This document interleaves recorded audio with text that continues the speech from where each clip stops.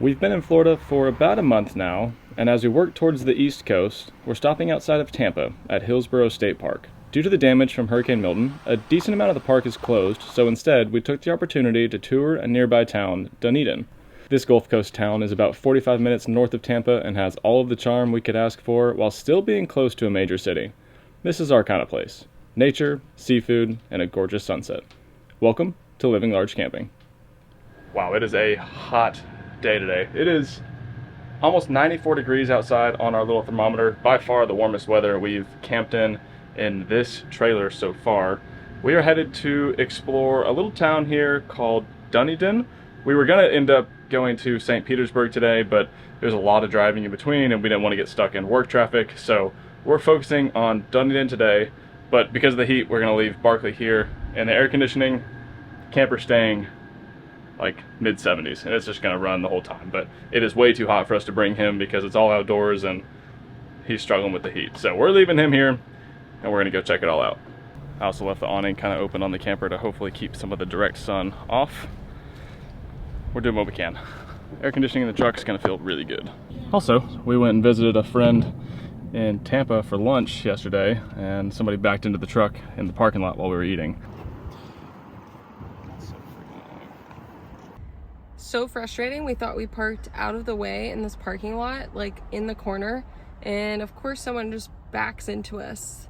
They left a note, which I guess is nice, but also that's really not going to do anything because if you call into insurance, our insurance is going to go up, and also they can completely deny that that ever happened. It could have been worse, but that's so annoying. At least he left his number, but it's like, really? Come on. It's not too bad of damage, it's just some scratch in the paint, but yeah, that was a pretty fun note to come back to. I don't know if we're gonna end up claiming it just because it's really just touch-up paint and we're both okay, it's all that matters, but still annoying. We're pulling onto Hollywood Island. It's just a little Honeymoon. We're pulling onto Honeymoon Island. It's just a little bit north of Dunedin and to the west into the actual Gulf over here. It was a long drive from the campsite. It's probably close to an hour and a half, and we went through the neighborhood, so it was a lot of red lights, which got old. But I think we can take the highway home. It was just already trafficy, and I figured it was only getting worse closer to when work gets out. We're gonna go to the state park. I don't know if we have to buy another park pass since we're staying in a state park already. I'll be curious there. And then we're just gonna park and walk one of the trails. I think it's a 2.2 mile loop and should just take us through most of the park.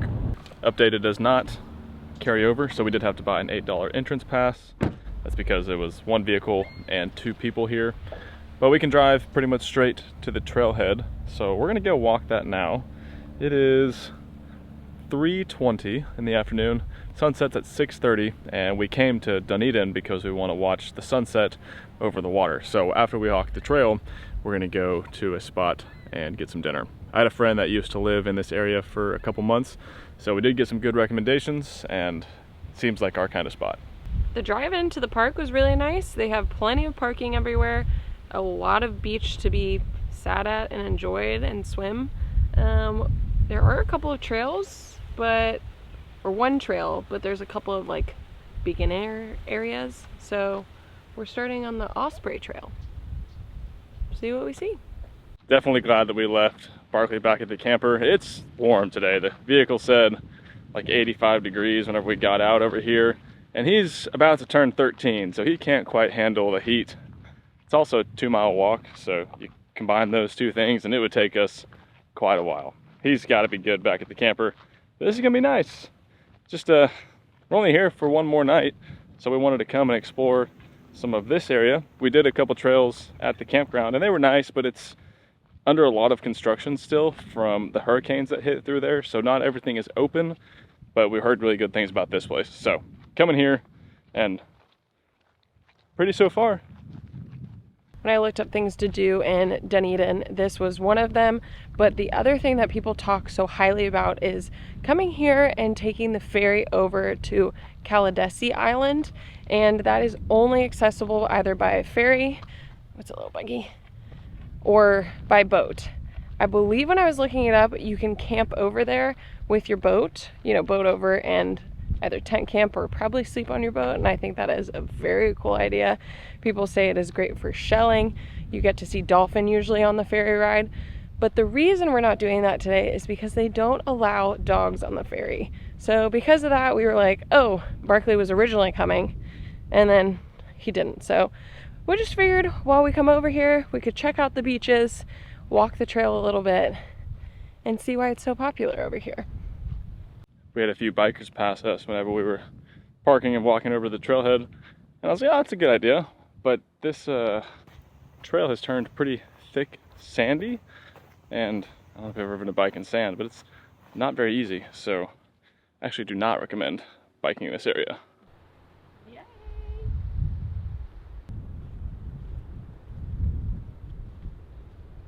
There.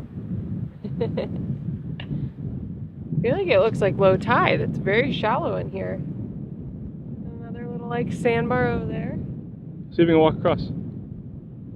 Oh, no. We ended up here, and this is the cove, and then Pelican Point is just across the water here, and that's actually still part of Honeymoon Island. I'm assuming it's part of the state park as well. I'm not entirely sure on that, but there's people over there walking around, so somehow they got there. It's pretty over here. Water's so blue. Gorgeous.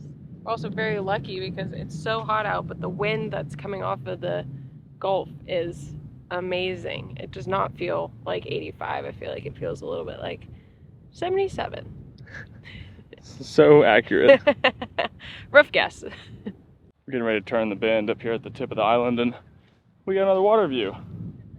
That's what it's all about. We're gonna try to walk one of the middle paths on the way back to see if it's any less sandy.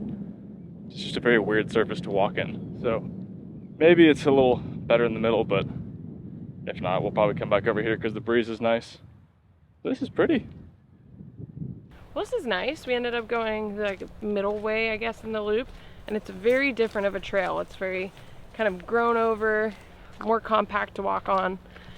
A little less breeze, I will say, but I guess a little pro-con for each side.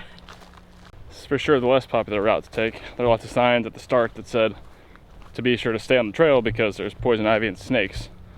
Which, snakes I understand. Poison ivy I would not have thought, just based on where we are.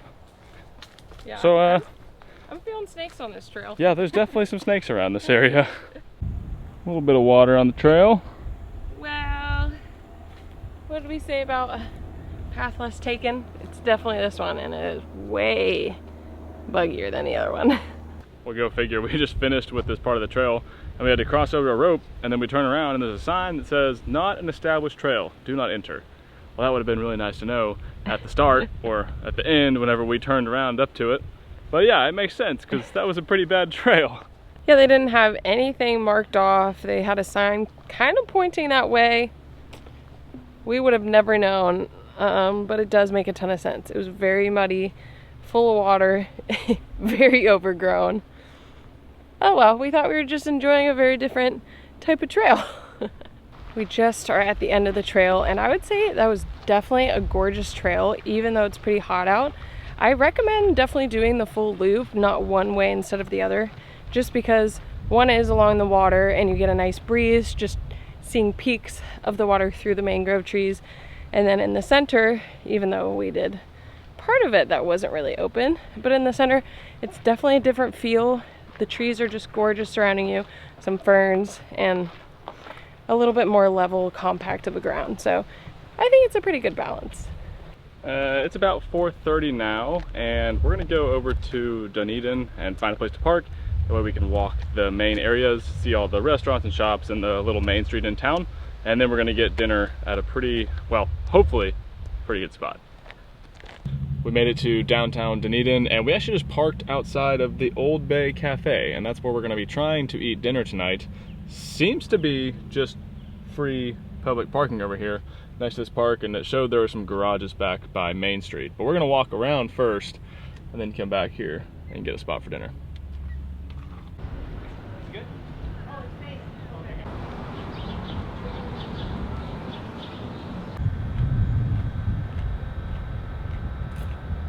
We've pretty much walked everything that Dunedin has to offer us, so we're gonna make our way over to Old Bay Cafe, see if we can get a nice spot on the patio, and we have a little over an hour until sunset, so I think we've timed this perfectly. Okay, so did you fire anybody? This'll do. This'll work perfect. Cool. Should we bring him back to Bucky? Okay. Cheers to Dunedin.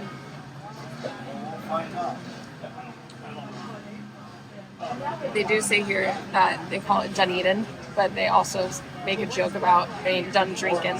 And I think that's pretty funny. There are lots of breweries, lots of restaurants, and cocktails are definitely recommended.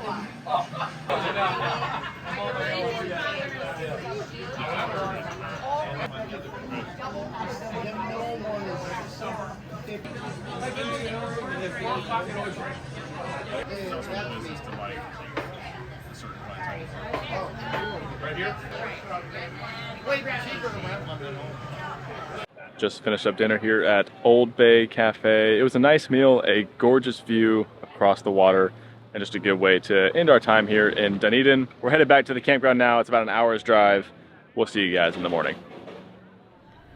Well, good morning. Since we are packing up, I thought we would just take you guys quickly around the campground just to show you where we've been staying and just tell you some things about the park. There are 3 smaller campground loops. Each one has their own restroom and shower, which are not too bad, but some of them have been closed, and it definitely seems like this park needs a little bit of maintenance. Connor and I did some of the trails while we were here, and they were really pretty. They're also known for their iconic suspension bridge. This is one of Florida's oldest parks, and it is a 3,000 plus acre park, which is huge in my opinion. So once they start to get the trails open, I can definitely tell that this will be a very nice park. We're back in the camper and about to start getting things packed up here. It is about a 3-hour drive from Hillsborough State Park over to Jonathan Dickinson, which is our next site, for 10 nights. We are there for a long time. It's where Amelia grew up, so we're going to be able to go to lots of local restaurants that we know, and we're excited to see this place from a camping perspective. We've stayed here before, but it was so hot and miserable in our truck camper that we never really got to experience it. So hopefully this time around we can do some fun things. But we hope you enjoyed Hillsborough State Park. Unfortunately, there wasn't much that we could see here due to all the hurricane damage, and we were only here for 2 nights. So it was a quick trip, but we liked it and would definitely come back in the future. That's it for now. See you guys at Jonathan Dickinson.